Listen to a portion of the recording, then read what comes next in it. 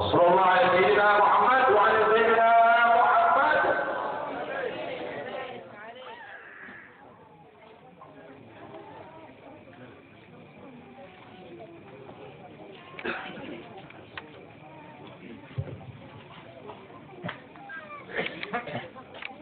السلام عليكم ورحمة الله وبركاته. الحمد لله الذي هدانا لعبده المختار من دعانا إليه بالإذن وقد نادانا لبيك يا من دلنا وهدانا لبيك يا رسول الله لبيك يا حبيب الله لبيك يا أبا الزهراء لبيك يا أبا القاسم. رب اشرح لي صدري ويسر لي أمري واحلل عقدة من لساني يفقه قولي واهدي قلبي وسدد لساني بحق سيدنا محمد صلى الله عليه وسلم. اللهم صل وسلم وبارك وكرم وعظم على سيدنا محمد مفتاح باب رحمة الله عدد ما في علم الله. صلاة وسلاما دائمين بدوام ملك الله وعلى آله وصحبه ومن والاه. لا حول ولا قوة إلا بالله. أما بعد. Kepada para habaib, keluarga besar, cucu daripada Nabi Muhammad sallallahu alaihi wasallam, semoga beliau selalu dipanjangkan umurnya oleh Allah. Khatimul hadal maulid, keluarga besar Majlis Ta'lim Nurul Khairat, pada pembinaannya semoga dipanjangkan umurnya oleh Allah, dan santri-santrinya, jamaahnya selalu menyenangkan hati Nabi Muhammad.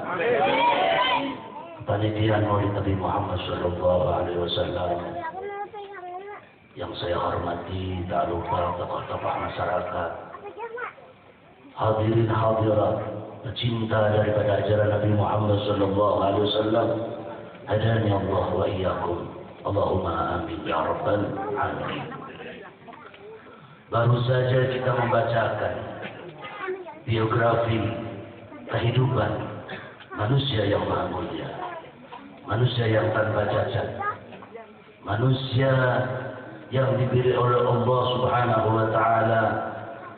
Pembacaan Maulid Simtul Durar lil Imam Al-Habib Ali bin Muhammad Al-Habsyi.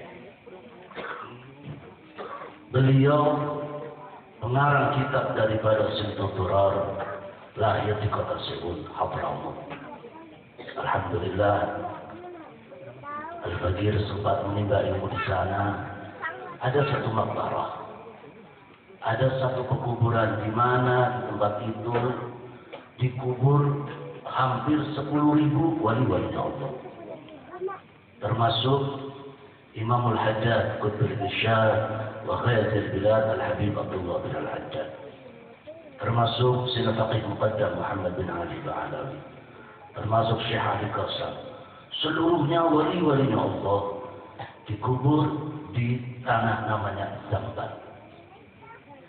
Kenapa Al-Fakir membawa ke tempat kisah itu? Sebab tatkala dibacakan Simtul Durar dari Imam Ali bin Muhammad Al-Habsyi, satu saat tatkala pengarang kitab Al-Habib Ali bin Muhammad Al-Habsyi membacakan Simtul Durar di tempat kelahiran beliau di Seul, ada satu orang ini mau masuk ziarah ke Zambal yang tadi saya katakan, di mana dikubur hampir 10.000 wali Allah. Pas dalam pintu ketemu dengan orang yang dipilih oleh Allah, sangat dekat dengan Allah SWT. Pas dalam itu ditanya, kamu mau kemana? Saya mau ziarah ke makam-makam wali-walinya Allah. Dijawab dia, walinya Allah sekarang lagi tidak ada, lagi pergi semua, sepi sekarang. Kemana beliau? Beliau mengatakan, hudur Maulid Simtul Durar dan Imam Ali bin Muhammad Al-Habsyi. Beliau hadir sekarang tempat di mana dibacakan Maulid Syekh lil Imam Al-Habib Ali bin Muhammad Al-Alfi. Semoga wali-wali Allah hadir di tempat ini ya Allahumma dengan pembacaan Syekh lil Imam Ali bin Muhammad Al-Alfi.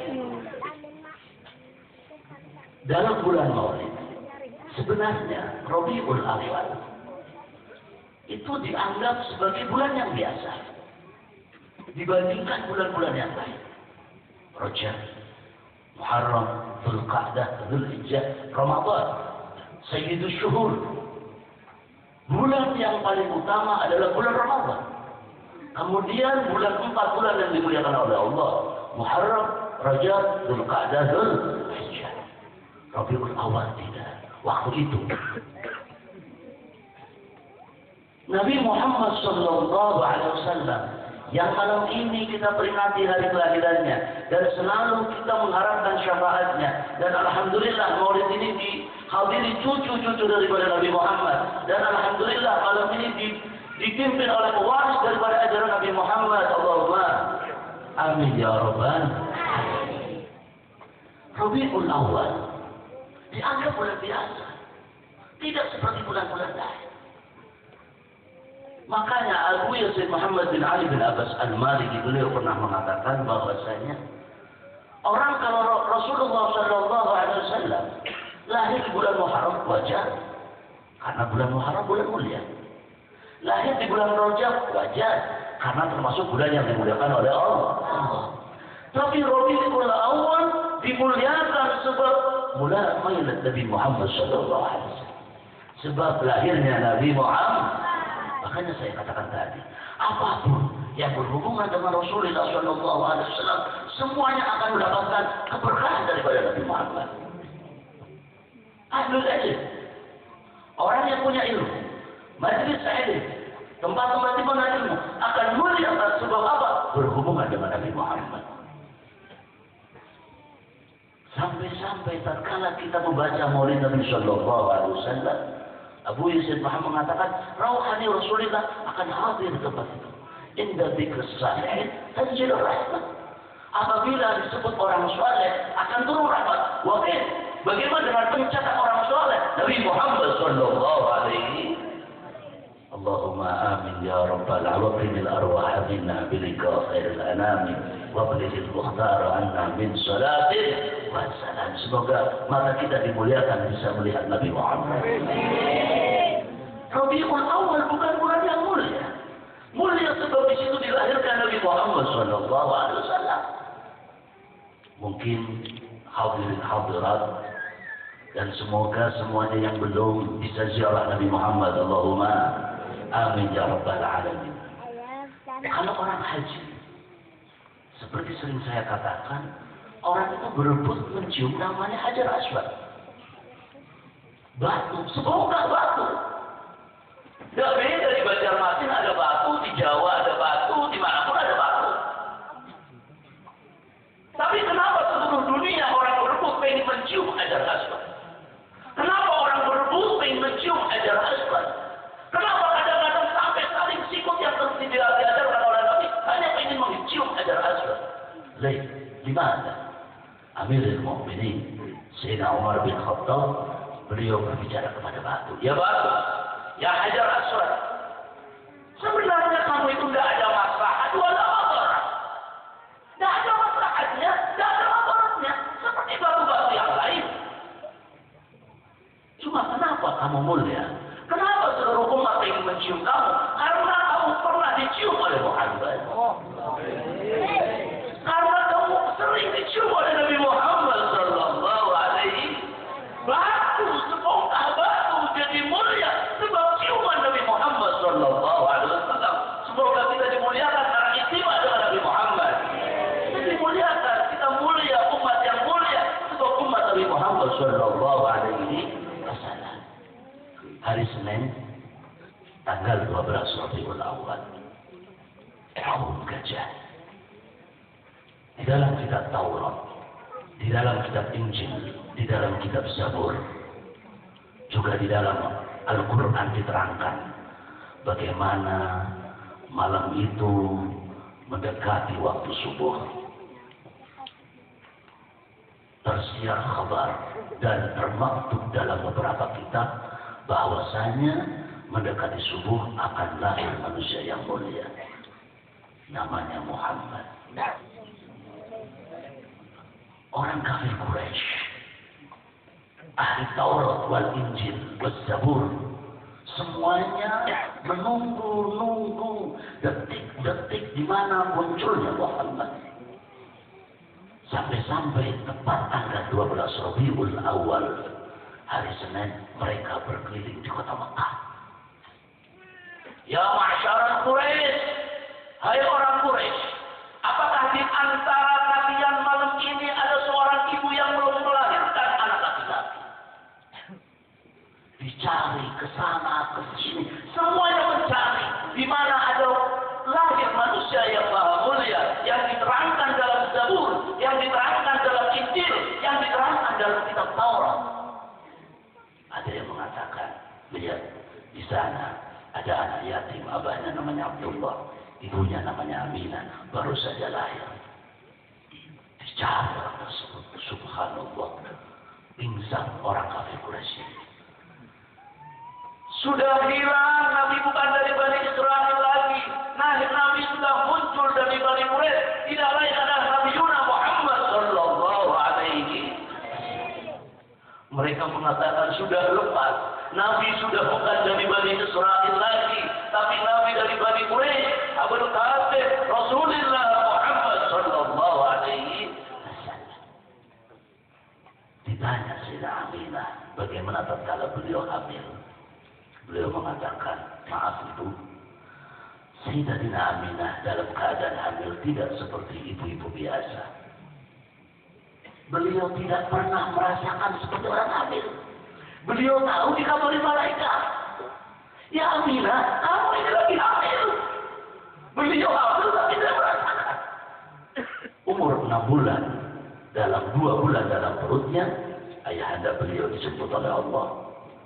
Sayyidina Abdullah, Rasulullah lahir dalam keadaan yatim. Waktu mau lahir, tepat hari Senin, dipilihnya 2 manusia yang mulia. Perempuan-perempuan yang diambil dari surganya Allah. Perempuan yang kelak akan menjadi istri Nabi Muhammad. Perempuan yang didatangkan khusus dari surganya Allah. Sayyidatina Asia imra'atu Fir'aun wa Sayyidatina Maryam binti Imran ummi Isa alaihi salam wa ma'ahuma min al-huril 'ain. Datang menunggu kelahiran baginda Rasulullah sallallahu alaihi wasallam. Perempuan-perempuan yang dipilih oleh Allah yang kelak akan menjadi istri Nabi Muhammad. Didampingi bidadari-bidadari nan cantik jelita yang didatangkan khusus dari surga. Maaf, bukan bidan-bidan kelas Indonesia ini. Ini bidanya dari surganya Allah ini. Karena yang akan lahir Nabi pilihan, Nabi yang maha mulia, Nabi kita Muhammad sallallahu alaihi wasallam. Ditunggu lahirnya. Wa wada'a sallallahu alaihi wasallam sajidan syakiran ka'annahu badru fi tamami.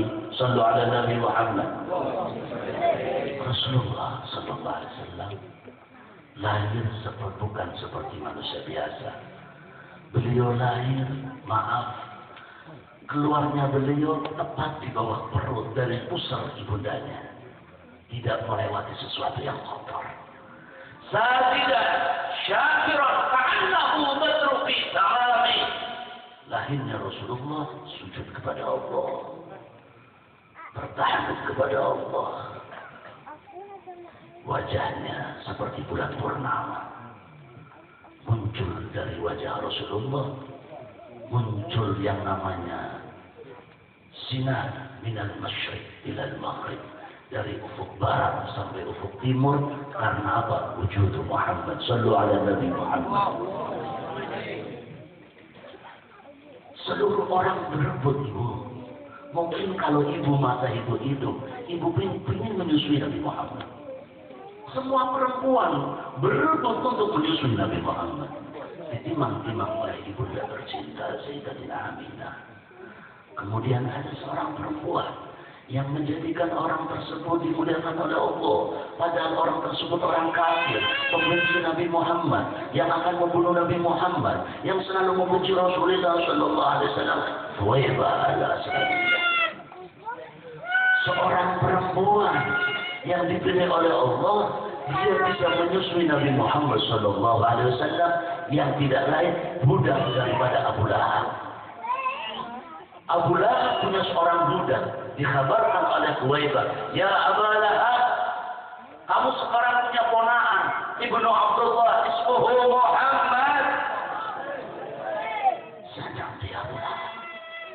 Abu Lahab gembira, ya Thuwaibah, kamu sekarang merdeka, kamu bukan budak saya, silahkan kamu pergi, kamu sudah bukan ada hubungan dengan saya, kamu sekarang saya merdekakan karena saya senang dengan kelahiran Muhammad. Ada kufur Abu Lahab. Sedikit nanti akan saya terangkan bagaimana Allah memberikan keutamaan kepada Abu Lahab. Datang lagi perempuan namanya Halimah As-Sa'diyah. Datang, badannya kurus, kering, miskin. Seluruh perempuan memandang dengan pandangan hina.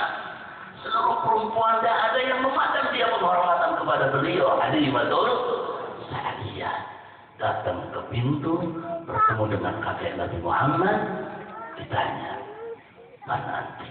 Kamu siapa? Ana Halimah As-Sa'diyah. Kata sama Abdul Muttalib. Beliau pun tersenyum.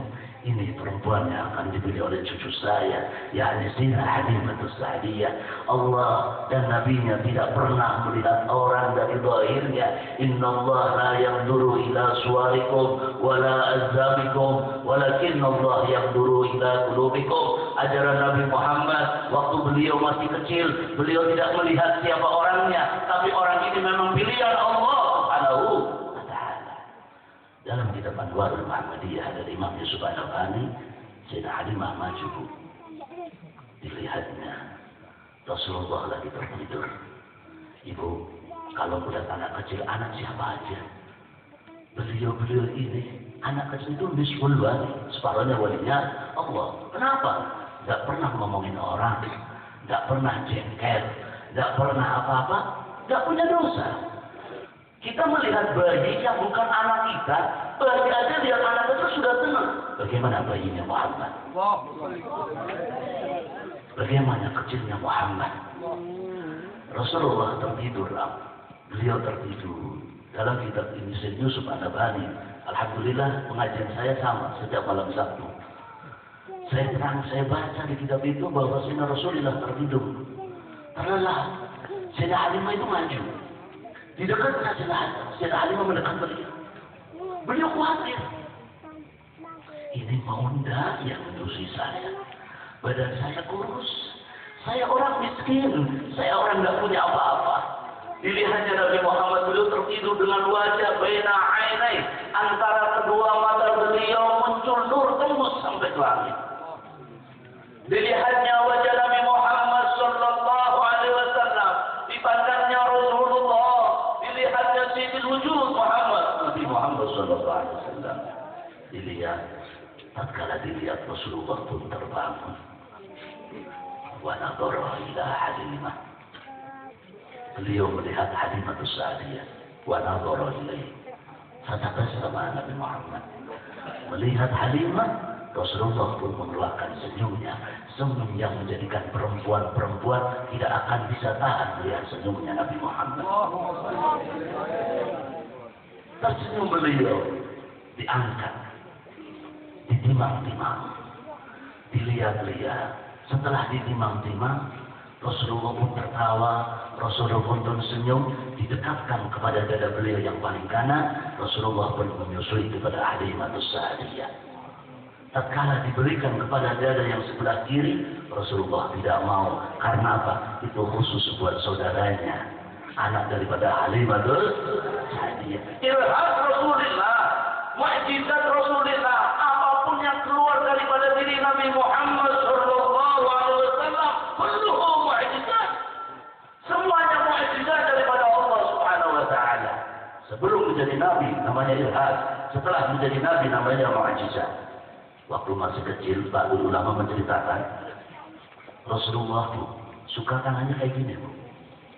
Naik ke atas. Kalau lagi digendong, tangannya ke atas. Nanti ke arah kanan, ke arah kiri, puter. Yang memang bingung, ini menuju kemana ini? Kok kalau diarahkan ke selatan terang. Diarahkan ke utara kok jadi terang. Selatan gelap. Ternyata jadi Rasulullah mempermainkan bulan purnama. Bulan purnama dibikin goyang-goyang oleh jari Nabi Muhammad sallallahu alaihi. Sampai ini terbingung ini kenapa ini? Bulan kok ternyata berubah-ubah. Robahnya bulan sebab tangan Nabi Muhammad.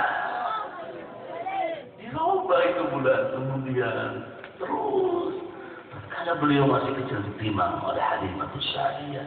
Rasulullah Sallallahu Alaihi Wasallam umur 1 hari seperti orang biasa umur 1 bulan, seperti keterangan dalam kitab Sittatul Durrar. Berarti umur 12 hari Rasulullah sudah seperti umur 1 tahun.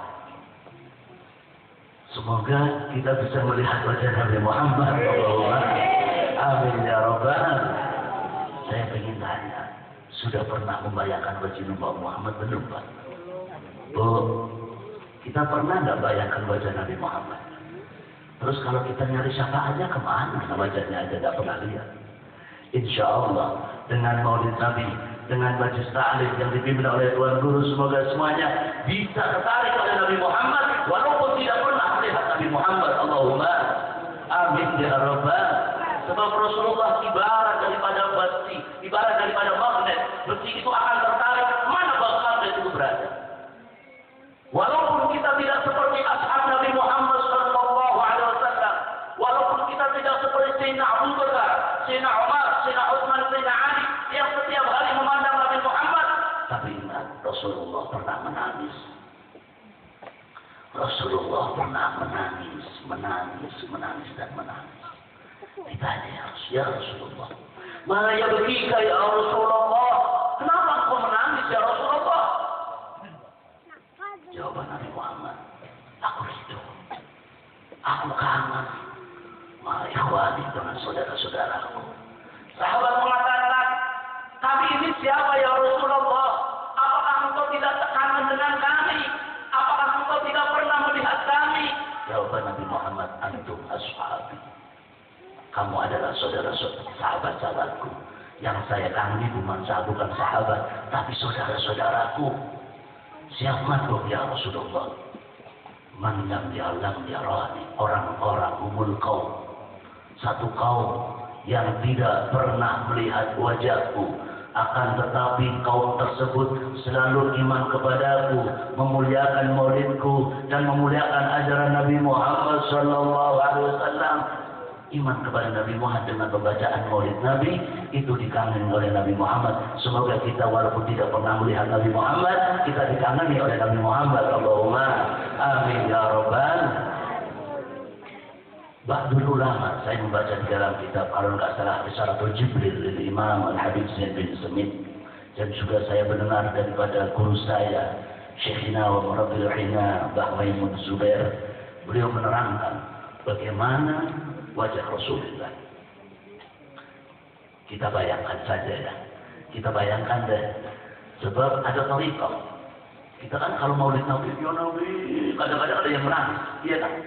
Saking syauq, rindu kepada Nabi Muhammad. Bagaimana kita bayangkan? Ba'dul ulama menerangkan, bayangkan wajah-wajah orang saleh. Bayangkan wajah-wajah wali-walinya Allah. Rasulullah sallallahu alaihi wasallam marbu al-qamah. Beliau tinggi enggak, pendek enggak. Tapi subhanallah, Rasulullah sallallahu alaihi wasallam punya mukjizat. Tatkala Rasulullah kumpul dengan orang tinggi, Rasulullah akan menjadi tinggi. Tatkala Rasulullah kumpul dengan orang yang pendek, Rasulullah akan menjadi pendek. Mukjizatun Nabi Muhammad sallallahu alaihi. Badannya tegak, badannya bidang Nabi Muhammad. Maaf, Rasulullah kalau berjalan tidak apa ya, kayak orang lembut, gitu enggak. Sahabat mengatakan Rasulullah kalau jalan tegak. Sampai-sampai kadang-kadang kelihatannya biasa, Rasulullah tahu-tahu udah jalannya cepat sekali. Begitu cepatnya jalannya Nabi Muhammad. Saya pun sering melihat guru saya Sayyidina Habib Umar bin Muhammad bin Sa'id bin Abid. Beliau pun jalan cepat. Ittiba dengan Nabi Muhammad sallallahu alaihi, bukan cepat-cepat mau nagih utang, Pak, enggak. Cepat-cepat kalau ittiba dengan Nabi Muhammad sallallahu alaihi, sya'ruhu bainal jummati wal wafrah.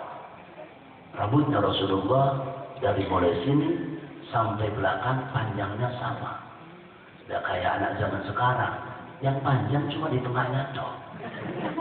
Bibirnya hilang semua.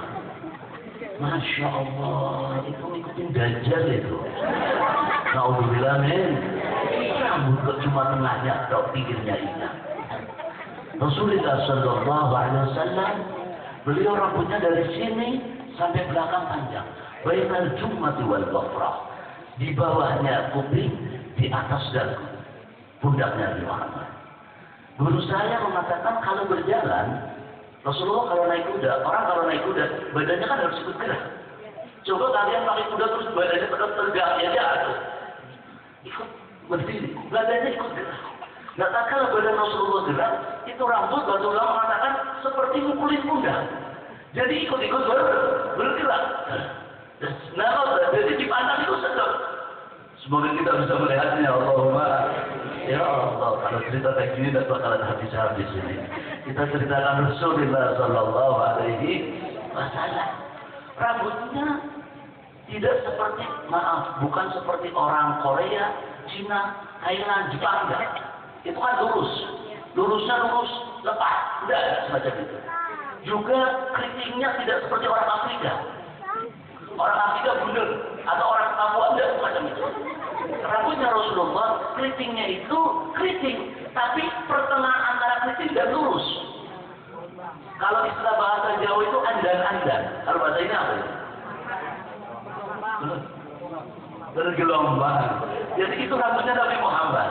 Jadi bergelombang, kalau berjalan ikut gerak.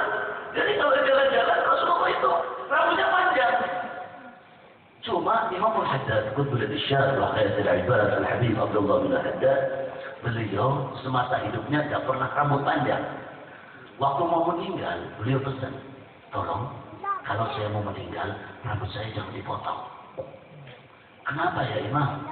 Saya ingin ikuti Nabi Muhammad. Sebab Rasulullah rambutnya panjang.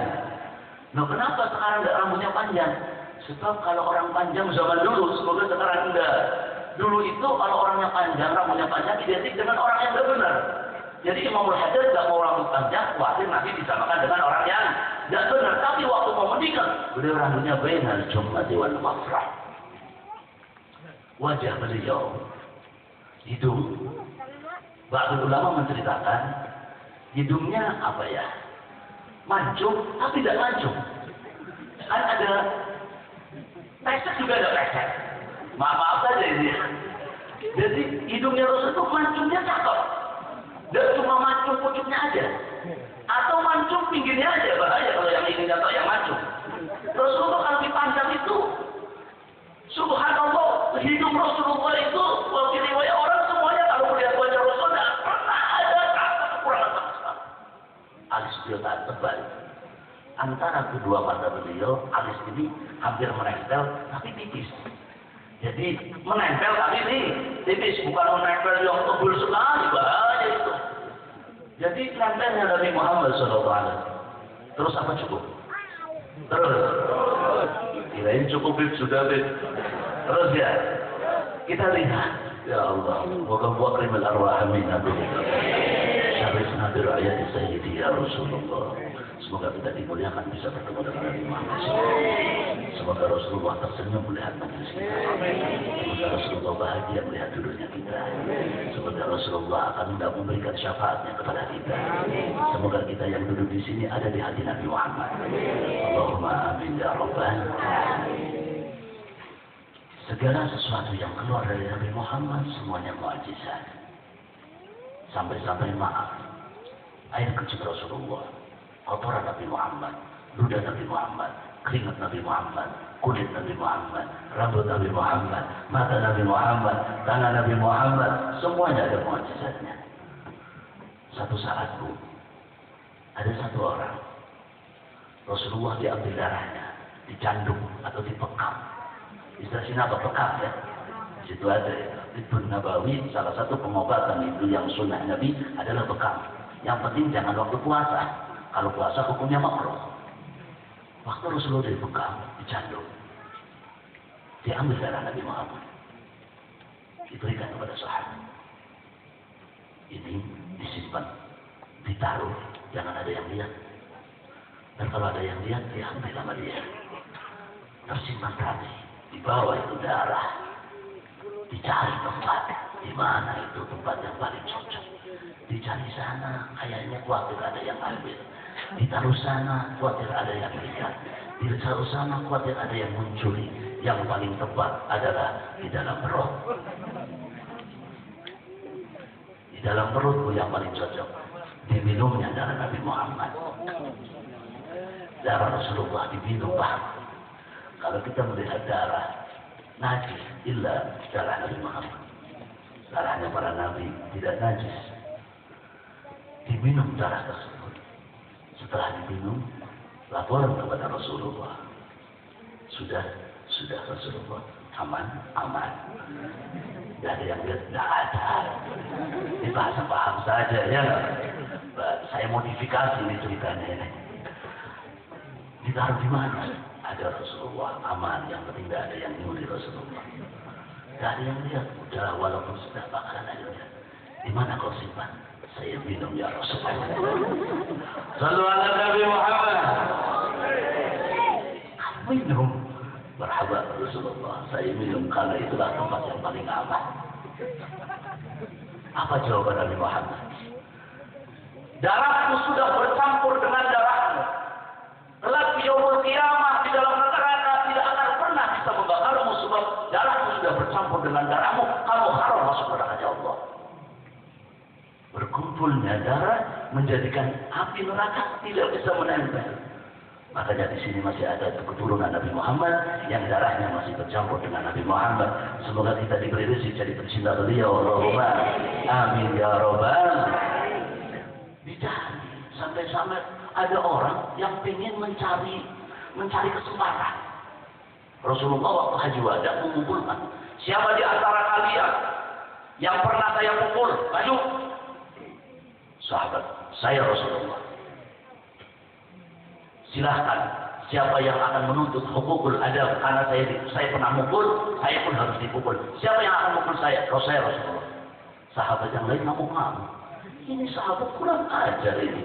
Mau Rasulullah. Akhirnya dia datang. Saya Rasulullah. Rasulullah pernah mukul saya. Terus saya harus mukul sekarang. Kemudian Rasulullah mengambil kayu. Ini sudah pukul. Waktu Rasulullah mukul saya tidak pakai baju. Terus saya juga mukul Rasulullah jangan pakai baju. Subhanallah. Sahabat tambah matanya sudah tak kuat ini. Ini orang kurang ajar banget sama Nabi Muhammad. Setelah mau dipukulkan Rasulullah, ditaruh itu batu di dekatnya Rasulullah, dipeluknya Rasulullah, ditempelkan kulitnya dengan kulit Nabi Muhammad Sallallahu Alaihi Wasallam. Bahkan kayunya dilempar, ditempel kulit demi kulit dengan Nabi Muhammad Sallallahu Alaihi Wasallam. Ya Rasulullah, kulitku telah berkumpul bertempelan dengan kulitmu. Saya minta saksi, semoga kelak ini tidak akan pernah menjadikan saya masuk neraka Allah. Rasulullah mengatakan, kulitku telah bertempelan dengan kulitmu, maka kamu tidak akan pernah masuk neraka. Wakaif dengan istri-istri Nabi Muhammad. Bagaimana dengan sahabat-sahabat Nabi Muhammad? Maaf, ada orang-orang yang tidak suka dengan istri Nabi Muhammad. Padahal beliau selalu bertempelan dengan Nabi Muhammad Sallallahu Alaihi Wasallam. Sahabat yang bertempelan dengan Nabi Muhammad masuk surganya Allah. Bagaimana istri-istri Muhammad? Salah pandangan mereka. Menganggap Sayyidina Aisyah bukan golongan Muslim. Naudzubillah min. Pandangan apa ini?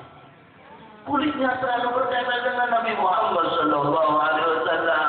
Hidupnya selalu dengan Nabi Muhammad Sallallahu Alaihi Wasallam. Selalu menyenangkan hati Nabi Muhammad sampai Rasulullah memanggil ya Umairah. Hei, yang orang paling romantis. Maaf, bukan kita. Nabi Muhammad paling romantis sama istrinya. Makanya suami-suami harus romantis sama istri. Kenapa? Ittiba Nabi Muhammad. Jangan istrinya pendek, dipanggil pendek, kamu mau kemana? Astagfirullahaladzim. Kurus kamu mau kemana? Gendut kamu mau ke istrinya dipanggil sudah gendut. Katanya mengikuti Nabi Muhammad. Kalau ittiba Nabi Muhammad harus betul-betul dengan romantis. Itu adalah orang-orang yang dipilih oleh Allah. Orang-orang yang selalu mencintai Nabi Muhammad SAW.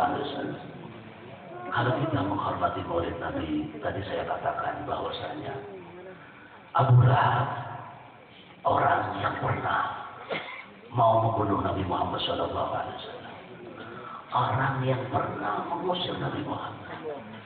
Seorang sahabat bermimpi, beliau bertemu dengan Abu Lahab. Ma'aduka ya Abu Lahab, kamu sekarang kenapa? Ana finnar. Saya di neraka, kata Abu Lahab. Walakin tidak, kata Abu Lahab. Tetapi setiap hari Senin, ru'usul awsabi, dari jari-jari keluar air yang setiap hari saya minum air surganya Allah. Yang keluar dari tangannya Abu Lahab. Kenapa Abu Lahab? Orang kalau mau minum di neraka bukan air tapi timah yang dia minum. Cairan timah dituangkan kepada mulut, dan kalau mulut minum akan rontok, itu namanya gizi. Tapi setiap hari Senin Abu Lahab menghisap dari jemarinya karena keluar air yang diberikan oleh Allah. Kenapa?